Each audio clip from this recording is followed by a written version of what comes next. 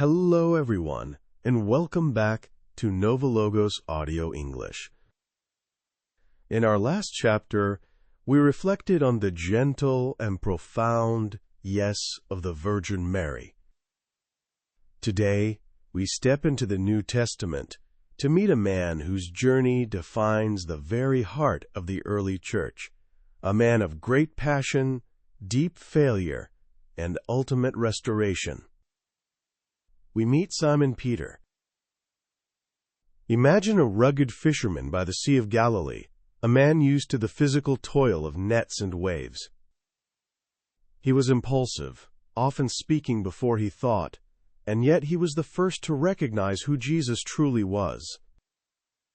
Have you ever felt that your own weaknesses or past mistakes made you unfit for a great calling? Have you ever promised to be brave, only to find yourself trembling when the pressure was on? Peter's story is the story of all of us. It is a journey from being shifting sand to becoming the hush, solid rock. Today, we explore how grace transforms a flawed human heart into a foundation for eternity.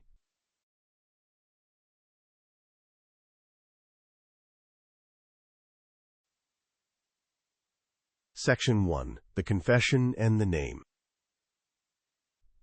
Peter's life changed forever at Caesarea Philippi. When Jesus asked the disciples who they thought he was, it was Peter who stepped forward with a bold declaration. In the Gospel according to Matthew chapter 16, verse 18, we hear the foundational promise. "And so I say to you, you are Peter, and upon this rock I will build my church." Jesus didn't choose Peter because he was perfect. He chose him for his faith. By changing his name from Simon to Peter, which means rock, Jesus was pointing not to Peter's natural strength, but to the strength of the truth Peter had confessed. This is the mystery of the call. God sees thee, rock, inside thee, fisherman, long before the fisherman sees it himself. Reflection. Do you struggle to see your own value? Peter teaches us that our identity is not defined by our current skills, but by the name God gives us. When you align yourself with the truth, you become a living stone in a much larger building. Your yes to God's call is the beginning of a transformation you cannot yet imagine.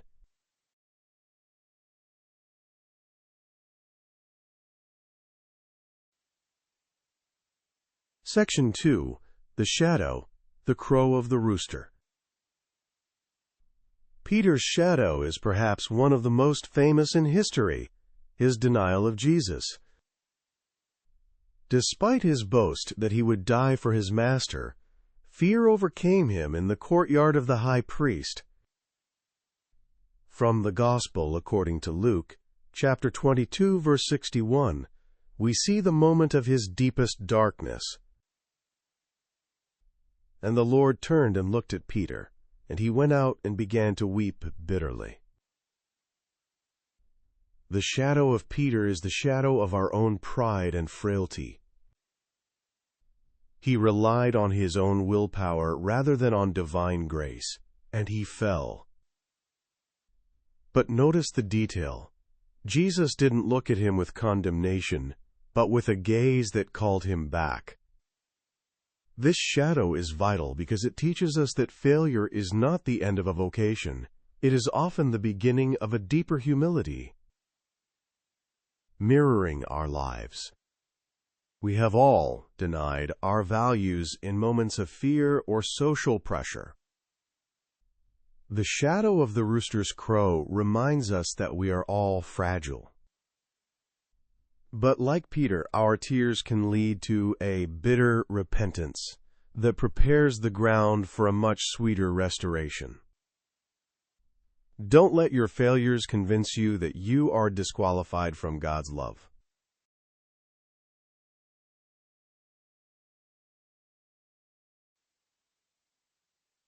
Section 3. The light, feed my sheep.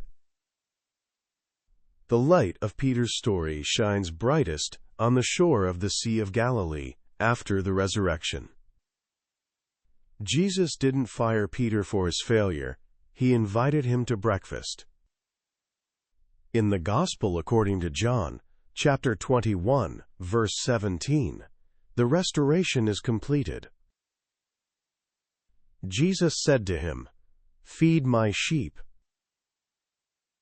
3 times Peter had denied him, and 3 times Jesus asked, "Do you love me?" This light is the light of mercy. Peter was restored not because he promised to be perfect, but because he confessed his love. From that moment on, Peter became the fearless leader of the early church. The light of Peter is the power of a restored rock, a leader who knows his own weakness and therefore can truly care for others with compassion. The light of restoration. The purpose of your life is not to be perfect, but to be faithful. Peter's light teaches us that the best leaders are often those who have been forgiven. When you experience God's mercy, you are given a new mandate to feed and care for those around you with the same grace you have received.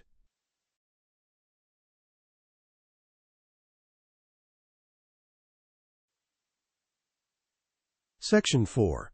Bridge to the present, stepping out of the boat. How can the rock guide our steps today? 1. Answer the question. Jesus is still asking, "Who do you say that I am?" Make your faith personal and bold. 2. Embrace the gaze of mercy. When you fail, don't run away from God. Look back at the one who is looking at you with love. 3. Serve from your scars. Use your past mistakes to help others.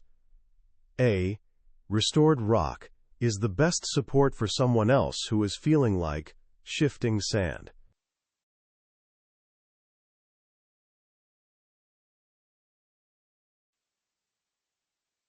Section 5.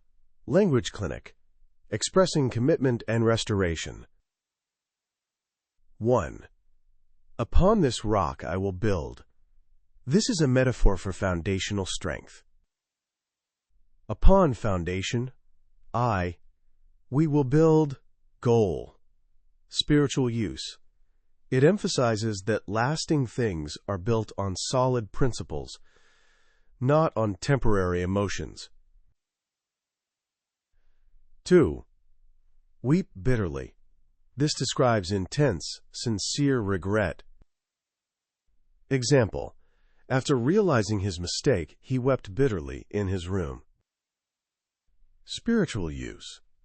It distinguishes a from a deep, soul-changing repentance. 3. Feed my sheep. This is a commission for caring and leadership. Example.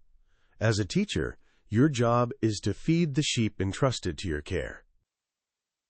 Spiritual use. It shifts the focus from, "Do you have the skills?" to, "Do you have the love?"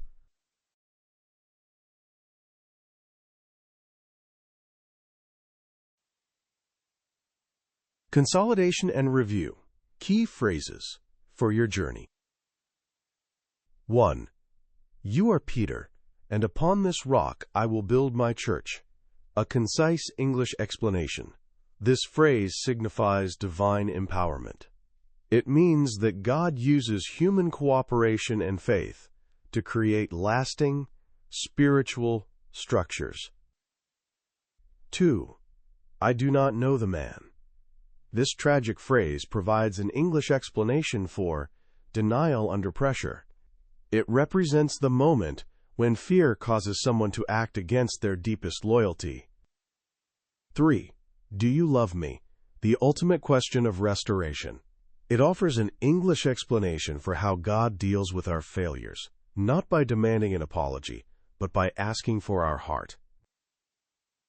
4. Feed my sheep. This command provides an English explanation for pastoral responsibility.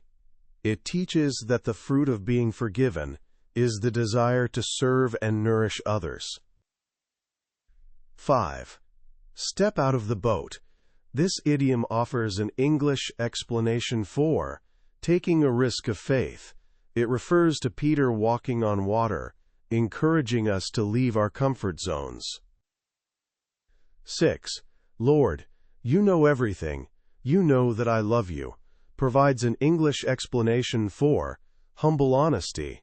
It shows a heart that has stopped trying to prove itself and rests in God's total knowledge.